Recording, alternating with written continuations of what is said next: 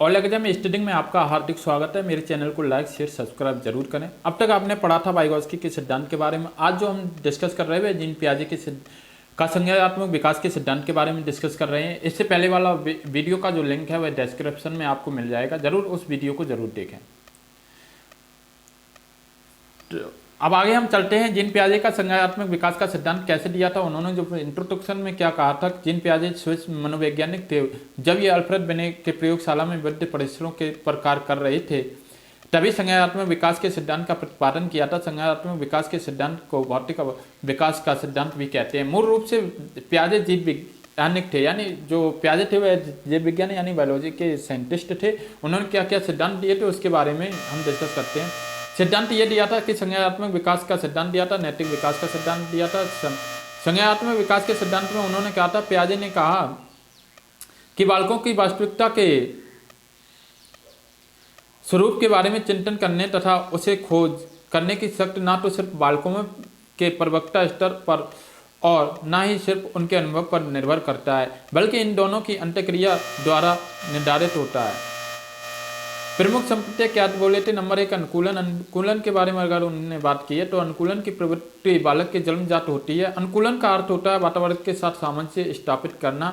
यह दो तरीके से होता है, एक आत्मसातीकरण से होता है और दूसरा समायोजन से होता है। आत्मसातीकरण की अगर मैं बात करें, इस अवस्था में शिशुओं का संज्ञानात्मक विकास से उप अवस्थाओं से होकर गुजरता है। जो पहली अवस्था होती है, पहली उप अवस्था में जन्म से 30 दिन तक की होती है। प्रतिवर्त क्रिया अवस्था भी कहते हैं, क्योंकि इस अवस्था में बालक मात्र प्रतिवर्त क्रियाएं करता है, जैसे कि चीज को चूसना आदि। अगर दूसरी चीज की हम बात करें, दूसरी उपावस्था की बात करते हैं जो 1 माह से लेकर 4 माह की अवधि के बीच में होती है। अगर उस अवस्था की बात करते हैं तो इस अवस्था में प्रमुख वृत्ति प्रतिक्रिया की अवस्था कहते हैं। प्रमुख इसलिए कहते हैं कि उनके शरीर का प्रमुख प्रतिवर्त क्रियाएं हैं और वृत्ति इसीलिए कहा जाता है क्योंकि उन्हें दोहराया जाता है।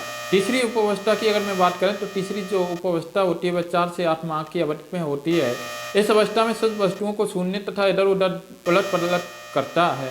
चौथी उपावस्था की अगर मैं बात करूं तो 8 माह से 12 माह तक इस अवस्था में शिशु वयस्कों का अनुकरण करना प्रारंभ कर देते हैं, जैसे नाना कैसे हंसते हैं, बड़े पापा कैसे करते हैं आदि के बारे में अनुकरण करना प्रारंभ कर देता। 5वीं उपावस्था की अगर मैं बात करूं तो 5वीं जो उपावस्था होती है वह 12 माह से 18 माह तक की होती है। इसमें प्रत्येक बात के आधार पर बच्चा सीखना शुरू कर देता है, जानने की प्रबलता बढ़ जाती है। 12 से 18 माह के बीच में बच्चे की जो प्रबलता है वह ज़्यादा एग्रेसिव हो जाती है। अगर 7वीं उपावस्था की बात करें, यह 18 से 24 माह की अवधि होती है। इस अवस्था में बालक चिंतन करना प्रारंभ कर देता है। यहाँ यह ध्यान देने वाली बात है कि वह बिना भाषा के ज्ञान के चिंतन करता है। बालक में वस्तु स्थापित का गुण विकसित हो जाता है, अर्थात वस्तु को उसके सामने से हटा देने पर भी वह यह जानता है कि वस्तु के वजूद जबकि वह प्रारंभ में यह समझता था कि वस्तु यदि सामने से हट गई तो वजूद उसका खत्म हो जाएगा, लेकिन ऐसा वह कौन सी यानी 6वीं उपावस्था में ऐसा नहीं करता है। 6वीं उपावस्था में वह चिंतन करने लगता है कि हाँ वो चीज़ ऐसी थी, उसके बारे में सोचने लगता है। संवेदी पैसी अगर अवस्था जन्म से 2 वर्ष तक की होती है। इस अवस्था में 2 प्रमुख विशेषताएं पाई जाती हैं। पहली यह है कि वह अपनी क्रिया प्रमाण के बीच में संबंध कायम करने की कोशिश करता है और उसे जानना चाहता है, जैसे खिलौने को जमीन पर पटक कर उसकी आवाज़ सुनता है। चम्मच को थाली में पीने पर जो आवाज़ आती है उसको बार बार करना। दूसरी यह है कि वह स्वयं के वातावरण को, वस्तुओं को अलग समझता है। बालक अपने शारीरिक अंगों व कपड़ों तथा हाथ के कंगन के अंतर समझने लगता है। यह जो अवस्था थी वह कितनी अवस्था थी, यानी जो 2 अवस्थाओं, यानी उन्होंने जो 6 अवस्थाओं के बारे में डिस्कस किया था और 6 अवस्थाओं के बारे में, उपावस्थाओं के बारे में पियाजे ने जो 6 उपावस्थाएं दी थी उसके बारे में हमने डिस्कस कर लिया। अब हम आगे चलते हैं।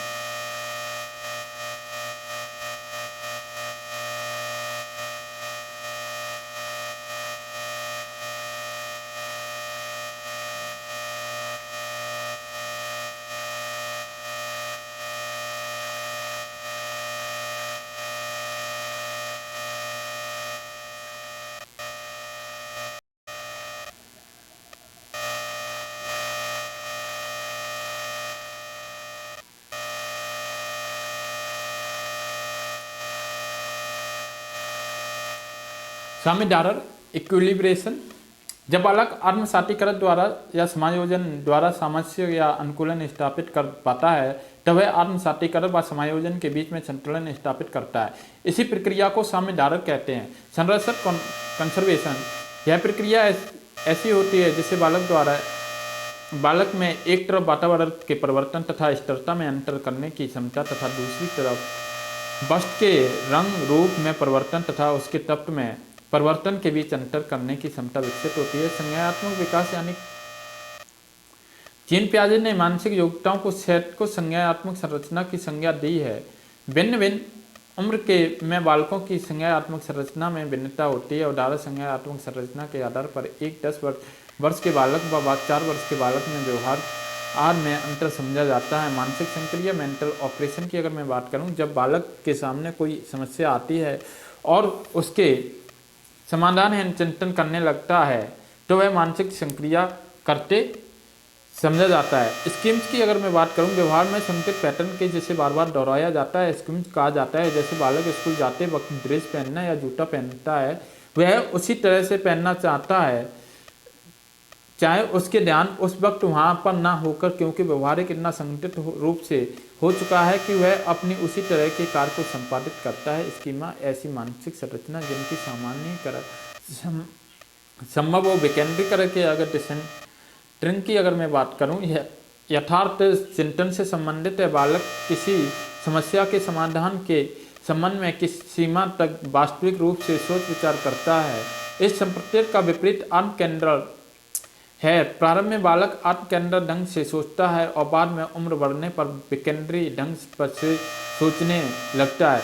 पारस्परिक क्रिया की अगर मैं बात करूं तो संज्ञानात्मक पियाजे के अनुसार वास्तविकता को समझने तथा उसकी खोज करने की क्षमता न केवल बालकों की प्रवक्ता और न ही केवल उनके शिक्षण पर निर्भर करती है, बल्कि दोनों की पारस्परिक क्रिया पर आधारित होती है।